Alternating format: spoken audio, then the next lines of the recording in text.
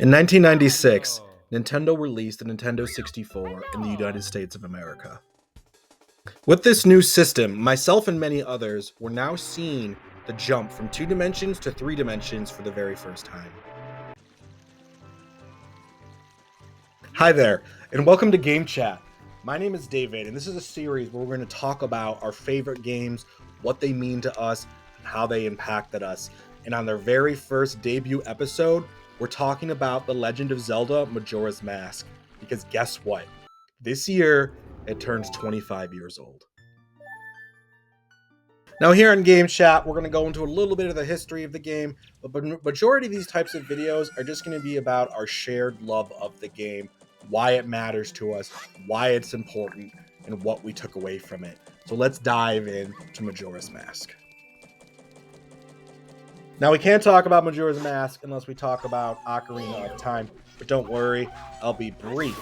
As many of you may know, Ocarina of Time was revolutionary because it sort of set the gold standard to what a 3D action game should be. Now, with the massive success of Ocarina of Time, obviously a sequel wanted to be made. But the original idea actually wasn't for a Majora's Mask-like sequel. It was for an enhanced version of the game with the dungeon sort of redone and different styles to add a new challenge to the game that already existed. So here's where it gets kind of interesting. The director didn't want to do that. They didn't want to just make another version of Ocarina of Time. So Miyamoto challenged his team to make something different. They gave them 15 months to make a brand new game. And that's exactly what happened. While a lot of the reasons you see a lot of the same assets in Ocarina of Time and Majora's Mask is because they were reused to speed up the development time, and it worked wonders. With a lot of the assets already being made and not having to spend time on those assets, the team was instead able to focus on the characters of the game and give it a different sort of spin than Ocarina of Time. Now, Majora's Mask launched on April 27th in the year 2000, meaning this was one of the last games to actually come out for the Nintendo 64. Now, one thing that set Majora's Mask apart from a lot of other N64 games is it needed the expansion pack to work. Only 4 games for the N64 actually needed this expansion pack to properly work. So you might be wondering what the expansion pack did. It brought up the RAM from the Nintendo 64 from 4 megabytes to 8 megabytes. Yeah, you heard that right. 4 megabytes to 8 megabytes. Crazy how things have changed now, right? Now, I actually didn't have this game growing up, but I really wanted to play it, so I ended up borrowing it from a friend. And luckily, he gave me the expansion pack as well to play it. And it's funny because when I first played the game, I actually really didn't enjoy it.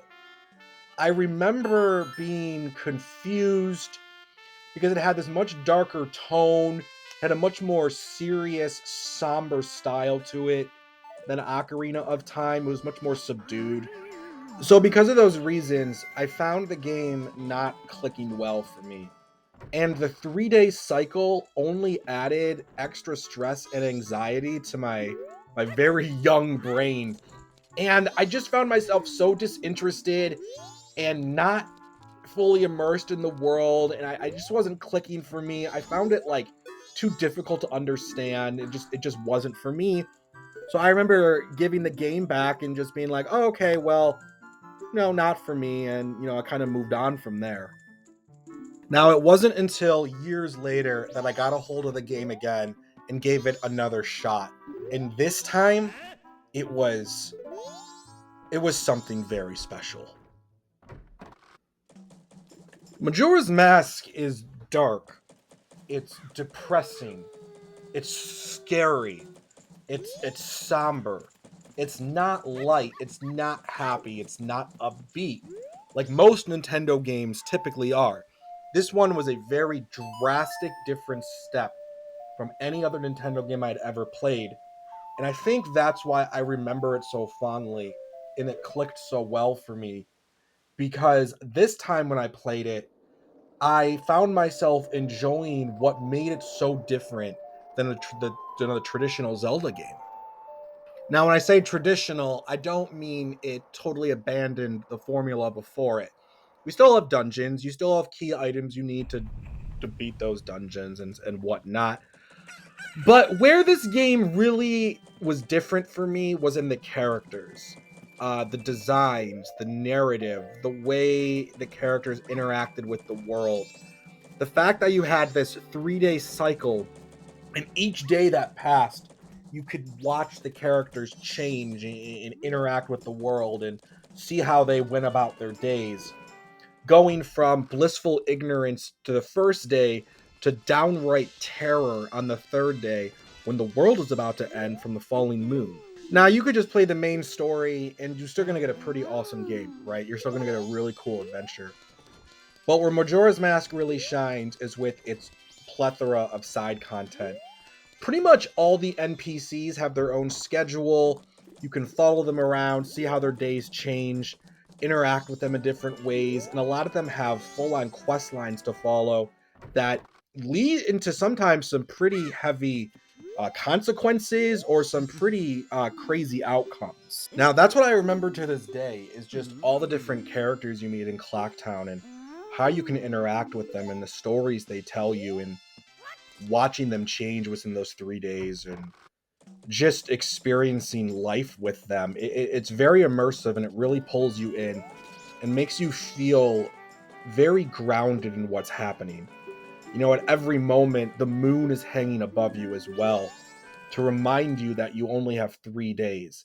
Everything feels very impactful and very serious here and keeps everything feeling tense and makes the world feel alive in a way that I don't think Ocarina of Time quite could get. Is that a spicy take? Maybe it's a little spicy, but I stand by it.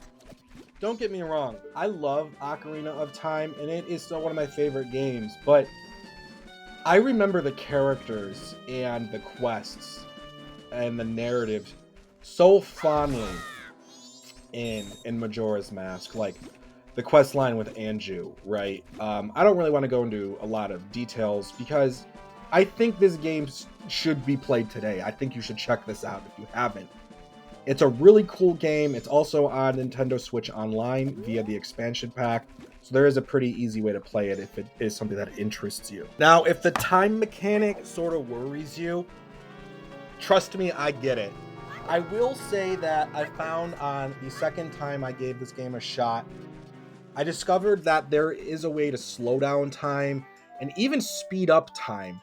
So you can sort of make the game work for you in that way, and it sort of gives you more control over how much time is passing or not passing. And for me, that really helped.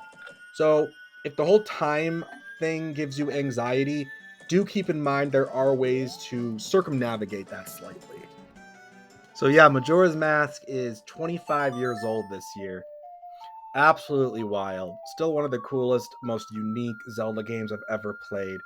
Very dark, very somber, and has just so many good moments in it. And if you're looking for something new and looking for something a little different on the traditional Zelda spin, you know, that isn't Breath of the Wild or Tears of the Kingdom, I would highly recommend Majora's Mask. I think it's one of the most memorable games just for the narrative and the characters alone.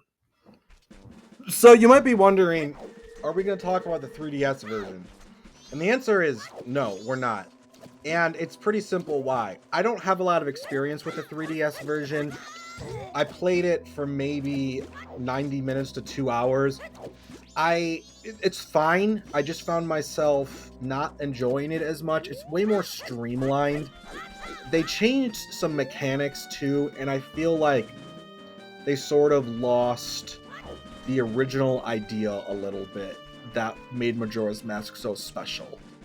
So in my opinion, I would say if you have to play one of these, play the N64 version. If you can only play the 3DS version, that's fine too. I just think the N64 version is a little bit better. Well, my friends, I want to thank you for hanging out and experiencing this first episode of Game Chat. This is the first episode, so please let me know. Give me some feedback. Give me some criticism. What do you like? What do you not like? How can we improve? This was fun for me. You know, we love talking about video games here, and hey, if I get an opportunity to talk about Zelda, I'm going to talk about Zelda. So yeah, thank you so much everybody for hanging out. Thank you so much for listening to this game chat about Majora's Mask that turned 25 years old. But tell me, do you have some memories about Majora's Mask? Tell me your memories. Tell me how Majora's Mask impacted you, what you thought about it when you first played it. Or maybe you want to check it out for the first time. It's a great time to check it out on the 25th anniversary. Why not, right? Until then, my friends, be kind to each other, be good, and we will catch you on the next game chat. Take care, everybody. Bye bye.